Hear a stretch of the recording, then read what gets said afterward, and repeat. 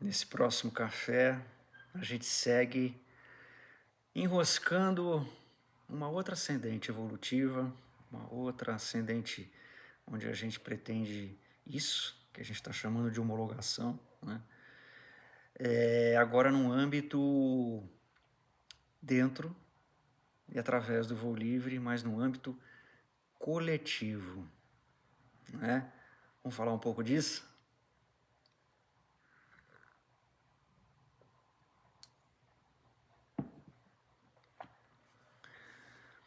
Através do voo, a gente tem inúmeras formas de experimentar, ascensionar. Seja diretamente numa térmica enroscando ali com o parapente, do lado de fora falando, né? Seja internamente. A gente, quando fala em ascensionar do lado de fora, quando fala em subir, em evoluir, as alturas do lado de fora, a gente sabe que ganha outros olhares, ganha outros horizontes, são outras perspectivas, a gente tem uma visão mais ampla, né? Mais holística de tudo. Olhando para dentro, não é diferente, né? Quanto mais a gente ascensiona nas perspectivas, na consciência, mais a gente vê tudo por perspectivas mais abrangentes, que envolvem um contexto cada vez mais abrangente. Aí a gente pode falar no âmbito coletivo, né? A gente entende essa visão abrangente como o voo no âmbito de uma atividade coletivamente praticada. A gente agora vai seguir nesse café, vou partilhar com vocês um pouquinho das experiências que eu vivo por trás das associações que visam normatizar a nossa atividade, que visam homologar a nossa atividade, principalmente falando do piloto, né? Os parapentes já estão homologados, aí é um outro conjunto de normas que faz isso. A atmosfera homologa de uma outra forma. Agora, trazendo um olhar para homologar o ser humano, é o que a gente tenta fazer por trás das siglas, né, das entidades aí, desde entidades no nível estadual até nacional. Nos últimos 30 anos, eu tenho experiências junto a esse papel colaborativo, né? A gente ali está muito no âmbito de competir, colaborar. Para cuidar do outro, para melhorar as nossas relações de forma geral. A gente, quando está falando em homologar o ser humano, a gente está observando melhorar as relações desse ser humano com a sua asa, melhorar as relações desse ser humano com a atmosfera, melhorar as relações desse ser humano com outros pilotos que estão ali voando junto, seja no lift, numa térmica, melhorar o nosso relacionamento uns com os outros, até enquanto a gente está fazendo voo duplo, habilitando um outro piloto a voar através da instrução. Relacionamentos, né? Melhorar os nossos relacionamentos com o meio externo, com a comunidade que não é alada. Quando a gente está falando em se associar por trás de uma sigla estadual ou nacional, no fundo a gente quer colaborar, juntamos esforços aí com vários outros, no sentido de colaborar para que isso aconteça. É fácil fazer isso, gente? Eu diria que é quase uma aventura impossível, né? A palavra impossível às vezes é um pouco forte, mas ela diz respeito a nunca é do jeito que eu imagino que vai ser. Nunca é do jeito que uma determinada pessoa imagina que vai ser. Quando a gente se une para fazer isso de uma forma colaborativa, coletiva, deixa de ser do jeito que um ou outro quer. Inclusive, a gente às vezes tem desafios para conseguir com que isso, com essas normas, com esses critérios de homologação, com que isso seja efetivamente assimilado e aceito pela coletividade, né? Não é fácil fazer isso. E é interessante porque normalmente a gente acha que não, vamos tranquilo, vamos organizar o voo, né? E se a gente olha um pouquinho pro praticante de voo, para nós, cada um de nós talvez tenha se atraído pelo voo justamente por ser uma atividade informal. A gente se encantou com a história de subir uma montanha, sentir o vento, e aí decolar ao sabor do vento, eventualmente subir num lift, pegar uma térmica, poder ir até as nuvens, eventualmente depois com a altura fazer um voo onde a gente não tem a menor ideia onde vai pousar. A gente pode até ter um plano A, um plano B, um plano C, mas eventualmente nenhum desses planos a gente alcança. A gente gosta, ao mesmo tempo, dessa informalidade, né? Se a gente quisesse praticar o voo de uma forma formal, provavelmente a gente estaria procurando a aviação, né? Que cumpre uma série de formalidades. Tem a pista de aeroporto, tem ali a programação do voo, né? Horários, tal. No voo livre, talvez o que tenha atraído mais a gente é justamente esse aspecto informal, né? Lúdico.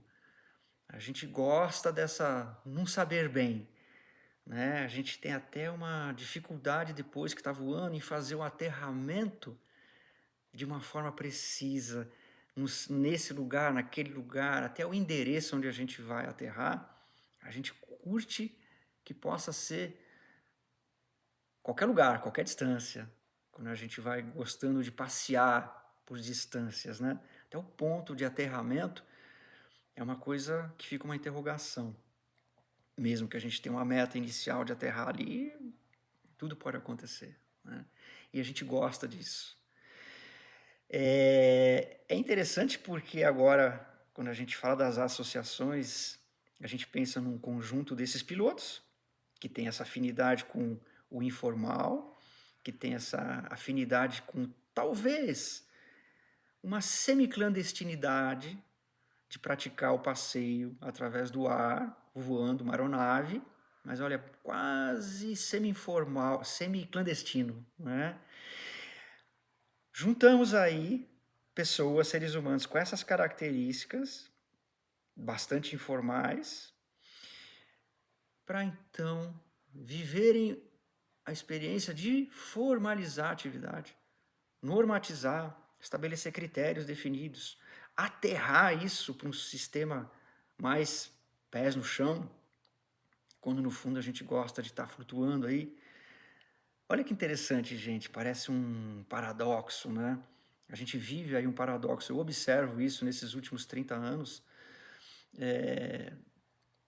Eu sempre estou colaborando aí dentro do que eu posso, dentro do conhecimento que me é pertinente, nas áreas técnicas do voo, meteorologia, aerodinâmica, aerologia, cross-country, pilotagem, tudo que a gente partilha, que pode partilhar aí das experiências vividas nos cursos de segurança.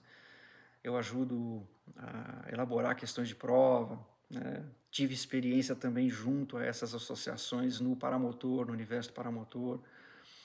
Os desafios não são tão diferentes assim, né? É difícil. E é interessante porque quando a gente se junta para falar em homologar o ser humano no topo do trinômio, a gente pode fazer uma pergunta interessante. A gente mesmo é homologado para fazer isso? Quem é que homologa o homologador? Para redigir normas, estabelecer requisitos de homologação. Tem alguém que homologa a gente? Quando eu mesmo estou prestando esse serviço de colaboração nos bastidores das entidades, eu sou homologado para fazer isso? Interessante, né? Então, quando a gente fala em homologar o ser humano no topo do trinômio, esse ser humano no topo do trinômio não é só o piloto, não é só o piloto de voo duplo, não é só o instrutor. É também o homologador. Por que não? Quem homologa a gente? É uma pergunta boa, né? Que fica no ar. Enquanto homologador, quem homologa a gente? Talvez a gente tenha essa resposta na própria dificuldade que a gente tem de implementar uma norma que pode estar no papel ali, né, formalmente falando, muito boa. O desafio é que isso seja assimilado, absorvido pela massa de pilotos que uma entidade serve. Aquilo tudo que está ali bonitinho, formalizado, daquela forma, caprichada inclusive, que foi feito com dedicação, na hora que o piloto vai decolar em cada rampa diferente, ele vai seguir tudo aquilo, ele vai ter simpatia por aquilo, ele vai conseguir assimilar aquilo, mesmo que ele queira. Às vezes, pela questão muito informal da gente ser, a gente escapa um pouco disso. Difícil isso, né, gente? Então, quando a gente fala em efetivar a formalização, de fato, não só numa norma ali, não só num texto, mas de fato, na prática, de cada piloto decolando, de cada voo duplo, de cada instrutor, a gente consegue fazer isso bem feito? A gente, enquanto praticante, consegue colocar em prática isso que a gente tenta formalizar? Tá aí um desafio, tá aí uma aventura. A gente pode fazer uma brincadeira e vislumbrar agora a gente fazendo um voo múltiplo. Imagina um monte de gente pendurada embaixo de um parapente. A rota que a gente vai seguir pode até estar pré-determinada, né? Pela diretoria da associação, pelo presidente, tem as figuras aí. Mas vai ser exatamente, esse voo múltiplo vai acontecer exatamente como alguém em particular entende que precisa ser? Nesses anos todos de experiência, gente, junto nessas associações, né, nos bastidores, trocando forças, trocando energia, é muito difícil a gente entrar em sinergia. Ali eu percebo um exercício fantástico, onde a gente tem muito para evoluir, onde a gente percebe que para colaborar, não é mais eu que vou ganhar, não é mais a minha perspectiva que vai ser vitoriosa, ou a perspectiva do outro, ou do outro. A gente ali aprende a abrir mão, inclusive, da sua certeza. Cada um entende que o certo é isso, é aquilo, e a gente não entende, não chega num consenso, né? Pessoas diferentes numa diretoria, até aquelas que têm afinidade, né, com uma ideia, na hora que a gente vai chegar num senso comum, é muito difícil. E aí, nessas horas, é interessante porque a gente acaba, muitas vezes, no exercício de colaborar, a gente, às vezes, traz ali o espírito competitivo. Então, eu quero ganhar. Eu, enquanto ego, claro. A minha visão é a melhor. Ela é melhor, ela é superior. Eu tenho mais experiência que os outros. Eu tenho mais conhecimento que os outros. Eu tenho mais sabedoria que os outros. E aí a gente começa dentro e por trás de uma associação que tem um espírito colaborativo, a gente começa a competir. E como eu percebo, né, gente, claro que é uma percepção só minha que eu estou partilhando com vocês aqui, é que muitas vezes não combina isso. E a gente tem dificuldade de, então, chegar num consenso salutar para que esse exercício de colaboração talvez seja mais flexível, mais amoroso. A palavra amor, às vezes, a gente esquece um pouco de usar ela, né? Todo mundo quer arregaçar as mangas para estar fazendo isso de uma forma colaborativa, por trás de uma associação, muitas vezes está se entregando de coração. A gente quer o melhor do outro, a gente quer melhorar de forma geral todas as relações, como a gente falou no começo, entre tudo e todos. Então, tem ali um esforço amoroso junto. Mas junto desse amor, se a gente fala em amor, já não é mais como um ego quer, como um indivíduo quer. Agora a gente precisa, esse exercício da gente, ok, fazer o exercício de empatia, ver que todas as perspectivas, todas as opiniões, elas são igualmente valiosas. Inclusive as opiniões daqueles que a gente está servindo enquanto associados. É fácil fazer esse voo múltiplo, gente?